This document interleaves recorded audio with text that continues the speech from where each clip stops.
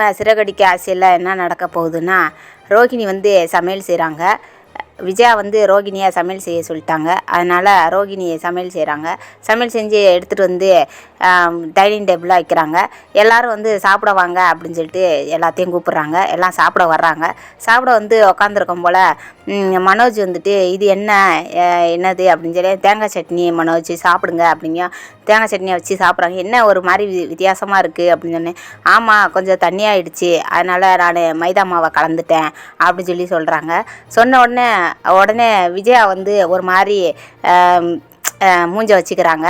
உடனே ரவி வந்துட்டு என்னது மைதா கலந்தீங்களா அப்படின்னு சொல்லியும் அவன் வந்து ஏற்கனவே வந்து சமையலில் கில்லினால் அவருக்கு இதை பற்றி ஒன்றும் சொல்கிறதுக்கு வார்த்தையே இல்லை ரவிக்கு.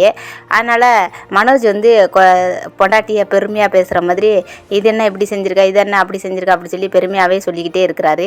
உடனேவும் ஒன்று குறை சொல்லும் போல் விஜய் அவுடால நுழைஞ்சி இப்படி தான் செய்யணும், சமையலே தெரியாமல் கூட ரோஹிணி செஞ்சுருக்கால, அவளை பாராட்டிட்டு சாப்பிடுங்க, இதில் என்ன இருக்குது அப்படின்னு சொல்லிட்டு ரோஹிணிக்கு சப்போர்ட் பண்ணுறாங்க விஜயா. உடனே முத்து வந்துட்டு அங்கே தேடிட்டு எங்கள் வெளியில் எல்லாமே எங்கெங்கே தேடணுமோ அங்கெல்லாம் தேடிட்டு மீனாவை காணும்னு சொல்லிட்டு வீட்டுக்கு வர்றாப்புல. வீட்டுக்கு வர்றோம் போல் மீனா வந்து டைனிங் டேபிளில் தண்ணி குடிச்சிக்கிட்டு இருக்கிறாப்புல. இருந்தவுடனே ஒடியாந்து வந்து மீனாவை கட்டி பிடிச்சி அழுது, மீனா நான் உன்னை எங்கெங்கே தேடினேன்னு தெரியுமா, ஏன் என்னை விட்டுட்டு இப்படி போனேன், என்னை ஏன் இப்படி அழுக வைக்கிற அப்படி சொல்லிட்டு அவர் கேட்குறாரு. உடனே மீனாவுக்கு என்ன சொல்லணுன்னே தெரியல.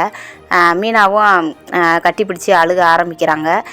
இதை பார்த்துக்கிட்டு இருந்த ரவி வந்துட்டு சரி இவங்க பாட்டில் இவங்க வேலையை பார்க்கட்டும் அப்படி சொல்லிட்டு ரவி பார்க்காம கண்டுக்காமல் போகிறாப்புல.